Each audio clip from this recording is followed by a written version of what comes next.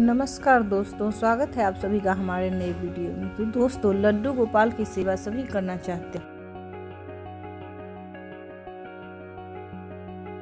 लेकिन जो लड्डू गोपाल अपने आप आपके घर आते हैं, जैसे किसी मंदिर में किसी पेड़ के नीचे आपको मिल जाए, या किसी उम्मीद के बिना किसी उम्मीद के कोई आपको उनका मूर्ति ला के दे जाए,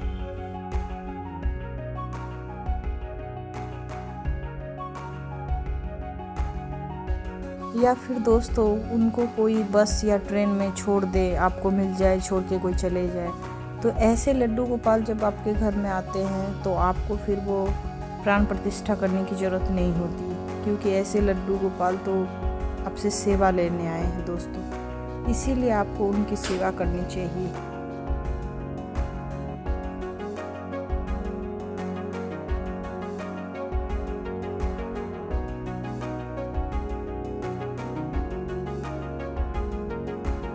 क्योंकि दोस्तों वो तो स्वयं जागृत होते हैं, वो तो बस आपसे सेवा ही लेने आते हैं, क्योंकि वो तो पहले से ही प्राण प्रतिष्ठा किए हुए रहते हैं।